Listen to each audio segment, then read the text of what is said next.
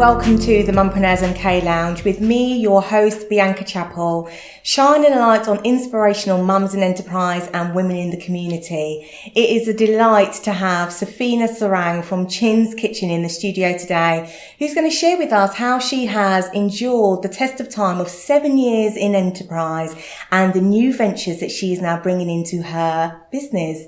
Welcome to the studio, Safina. Hello. So as I've explained to our viewers, a whistle-stop tour of your business. You started off doing cookery for takeaway and catering, and you have gone 7 years, which is a huge celebration. How have you managed to successfully sustain a business for 7 years? Hard work. Lots and lots of graft. Just being me, being good at what I'm doing, and just going with the flow. You've really given yourself an opportunity to just be quite authentic with your whole business. It's all authentic. It's all home cooked food. There's nothing greasy about it. It's all fresh, the best ingredients, and cooking with love. So Safina, let's rewind. Take us back to the moment when you decided to actually start Chin's Kitchen. Where did it all begin?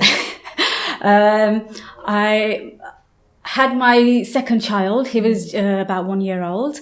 And then I didn't want to go back to work, as in for somebody else, because we had no family around. So it would mean the children going into childcare. I didn't want that. So therefore, I brainstormed, and I just came, I thought, what would I be, what's different? What would I be good at? And I decided to catering was an option, so that's what I did. So I started off doing weekly curry nights. Okay. And I did that for about a year. I fell pregnant, and then I stopped for a bit because I physically couldn't do it. Yeah. And then when after my third child was born, it's his birthday today. So he's 6 years old. So about a year after that, I started again, and then I started attending events and just getting my name out there and just going with it. So it's been hard work, determination, and just being me and being and good getting at what your I'm doing. name out there is something that you've done really, really well, because certainly within the local environment, people seem to have you. You seem to be at every event. Yes. Every time there is an event, I see Chin's this Kitchen. year, I'm trying to cut down on public events. I'm more interested in private events, where that means basically people come to me for parties that I can cater for, weddings, engagements. A few weeks ago, I did a surprise engagement party within 5 days notice.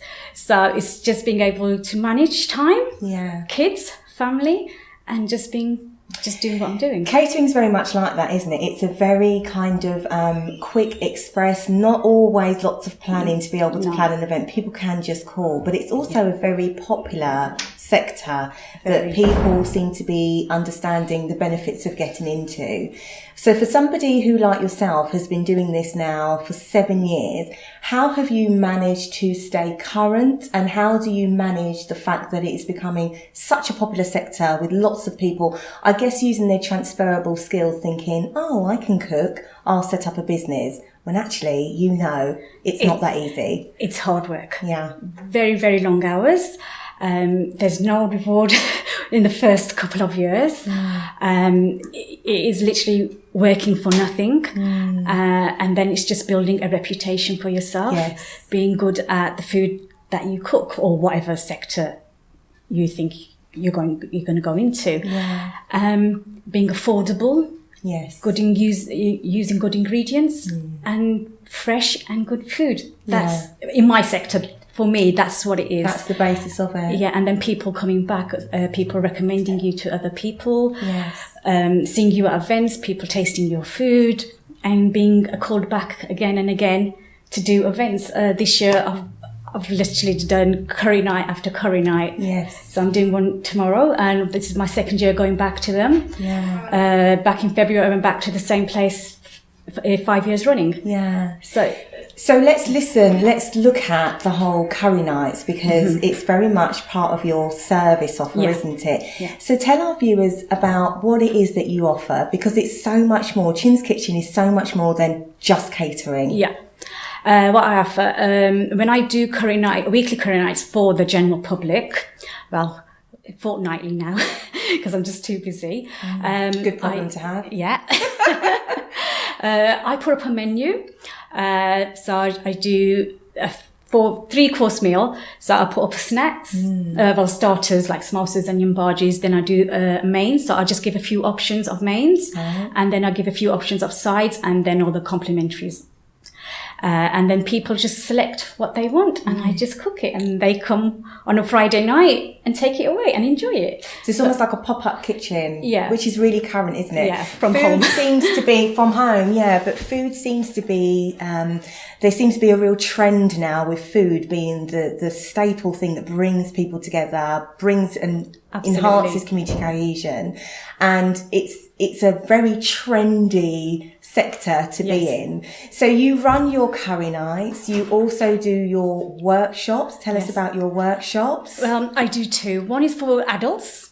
So the workshops run 1-to-1 is where I just teach one person to cook. Okay. Whether that be my home or their home. Yeah. And again, the format is we'll cook a starter, a main, a side, and then chapatis or naans or pilau rice, depending on what they'd like to cook. Yeah. They have the options to choose what they want to cook and learn. And then that's what we do. So that's about a 2-hour session. And a group experience is, I put a few dates up and people come along. So usually there's between 4 to 5 people that come to my house. And that's about a 3 or 4 hour session. Again, we do a starter, a main, a side, and chapatis. Just so, and usually I suggest what we cook, and everybody's either for it or against it. Yes. And then we do that, and they take away delicious food to their partners or families, and the recipes so they can recreate that at home. So it literally is a learning experience. Yeah. But then there's a big part of that is about bringing people together, which is what food does, isn't it? Especially cultural cooking. Yeah. It's about bringing people together for conversation and engagement and enjoyment. How do you deliver yourself? How do you progress from that? How do you constantly stay above the trend in bringing in new ideas?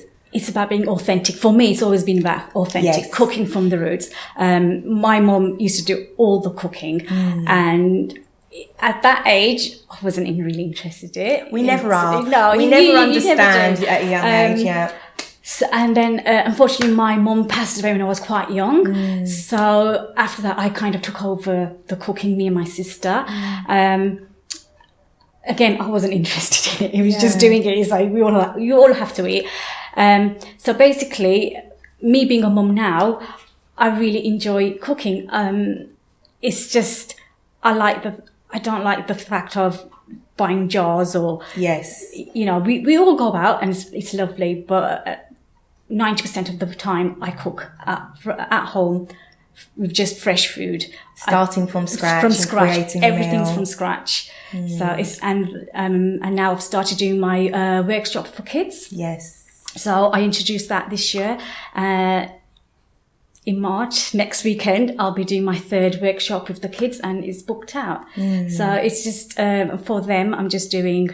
Last month I did pizzas. That was very popular. Oh, okay. So the cookery classes for children aren't necessarily within Asian cultural cooking. No. It's teaching the skill of cooking. Yeah. And then in January we did onion bhajis. So I just a bit of variety because I put a poll out and people was like, they'd like a bit of variety, which is good because then kids will learn how to cook. And if they learn it from now, as they grow up, they don't have to rely on It's jars. about supporting key skills, isn't it? Absolutely. Key Life skills. Life skills. So you mentioned about your mum passing away being a big part of your very business. Big part, yeah. So actually Chin's Kitchen, again, as I keep on saying, is so much more than just a catering service. Yeah. It's really about providing a legacy, isn't it? Keeping a legacy going. Going back to mine at Chin's Kitchen, where that comes from, when I was younger, my mum used to call me Chini, and that means sugar in our language. Okay. And then everybody's always called me Chin from when I was young. Yeah. And then so that name is just it's so much more than just a business name. Yeah. So you know, I was like, what should my company be called? So it just makes sense. It makes sense. So I'm really excited to kind of try part of this legacy. Let's see what this tastes like, what this looks like. So what have we got here? We have chicken samosas, and these are homemade, and this is tamarind sauce. I didn't make that. So being vegetarian, I think I'm going to give this to the crew. Right. Okay, I'm going to give this one to the that. crew. I should have said this. This is my New Year's resolution, and I've stuck to it. It's my new normal now. So what have we got here? So this is bitter chicken, so no good to you. Okay. I'm not having much luck here, am I? Let's do the rice. Rice you can definitely have. So this is steamed rice. Okay. And I always put a few seeds with coriander? in there. Yeah. I always cook it with cumin seeds, coriander seeds. Rice is just rice, but it's more than just rice. But there's always a real different way to taste, when it comes to Asian food. I always put salt and pepper in mine, and then a handful of whole seeds, and that is cumin seeds, coriander seeds, black pepper seeds. Because there's a distinctive taste. Yeah. So it's quite pure staple like rice. Yeah. What have we got going on here? This one you can have. This is sargalu. So which is spinach and potato. Okay. And this isn't spicy, really. I tell you, if there was smell-o-vision, lovely. So that's spinach and potato. That's got a kick to it. That's got a kick. Yeah, I have to say, I like my food with taste, and there is lots of flavour in there. I do make. Oh, that's lovely. I do make it to people's recommendations, but generally I like a kick in there, but not too hot where it's people can't unbearable. You want flavour? Absolutely, that's what it's all about. Yeah. So we have got the cookery school, we have got the catering service, and we have got the workshops for children, as well as all the events, public events that you are going to be and have appeared at over 7 years. How can people get in contact with you, for our viewers who are watching this, who just think, I need Chin's Kitchen at my event, or I want to be part of bring her into my home, or send my children to her school? How can they get in touch with you? I'm on Facebook as Chin's Kitchen. I have a website which is www.chins-kitchen.co.uk, and I'm on Instagram at Chin's Kitchen MK. Other than that, you're everywhere. I'm You're everywhere. on all usual platforms. Just type in Chin's Kitchen, Oak Ridge Park. You should be able to find me. Fantastic. Thank you so much for coming into the studio today, Thank you for having me. I don't know about you, but I've been inspired by Safina's story, and there is more where that came from. On the Mumpreneurs MK Lounge, a few episodes ago, we had some really exciting entrepreneurial journeys to share with you, and so much more to come. So do be sure to check out the videos below, where we are going to be shining a light on more mums in enterprise. But for now, from me and Chin's Kitchen, it's goodbye. Bye.